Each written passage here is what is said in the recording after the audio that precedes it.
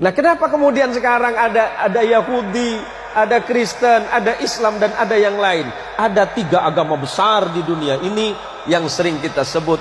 Kalau kita mengacu kepada 3 agama besar ini, mulai dari Yahudi, kemudian Kristen, dan yang paling terakhir adik bungsu namanya Islam. Kenapa penyebutan nama Tuhannya nyaris sama? Yahudi menyebutnya sebagai El, karena Ibrahim.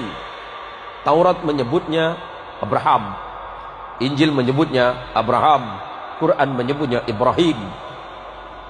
Ibrahim bukan bangsa Arab, jangan terkecoh. Ibrahim itu bukan bangsa Arab. Kalau Ibrahim itu bangsa Arab, berarti bangsa Yahudi juga Arab. Bukan. Ibrahim itu berasal dari Mesopotamia, yang kemudian sering kita sebut sebagai Irak hari ini, atau dulu sering kita sebut Babilonia. Ibrahim lahir di satu tanah yang bernama Ur Kaldania. Kemudian Ibrahim menyeberang ke Mesir, maka Ibrahim disebut dengan Abraham. Abraham di dalam bahasa bangsa-bangsa Nabi yang terdahulu artinya orang yang melintas. Apa yang dilintasi? Gurun. Ibrahim menikah dengan perempuan Mesir yang bernama Sarah, melahirkan anak laki-laki yang bernama Ishak. Kemudian Ibrahim menikah lagi dengan perempuan yang berasal dari Filistin, Palestina. Injil sering menyebutnya Kanaan atau Filistin.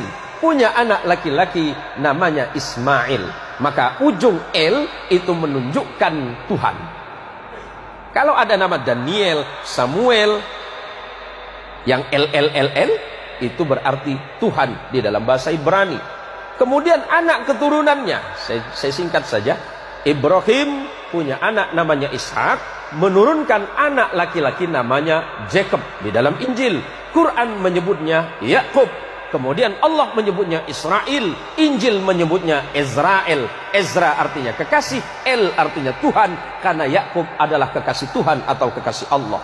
Yakub punya anak 12 orang bersaudara yang sering disebut sebagai Bani Israel, karena anak keturunan Yakub. Yakub disebut Israel, anak Yakub disebut Bani Israel. Siapa? 12 orang. Yusuf bersaudara. Abangnya Yusuf bernama Lewi. Lewi punya anak namanya Imran. Imran punya anak namanya Moses. Dalam Injil, Quran menyebutnya Musa. Dan punya adik yang bernama Harun. Adik Lewi namanya Yahuda, yang kelak menjadi cikal bakal nama agama Yahudi. Yahuda punya keturunan terus, salah satunya bernama David. Di dalam Injil disebut sebagai the King of David. David punya anak namanya King of Salomo. Al-Quran menginformasikan sebagai Sulaiman. Sulaiman punya 2 orang anak yang kemudian tidak jadi nabi, tapi keturunannya ada yang bernama Imran. Imran menikah dengan Hana. Hana dan Imran punya anak yang Quran menyebutnya Maryam, Anda menyebutnya Maria. Maria punya anak namanya, Al-Quran menyebut Isa bin Maryam, dan Anda menyebutnya the Jesus of Christ. Sederhana, Pak. Kenapa berbeda? Itu masalah iman saja.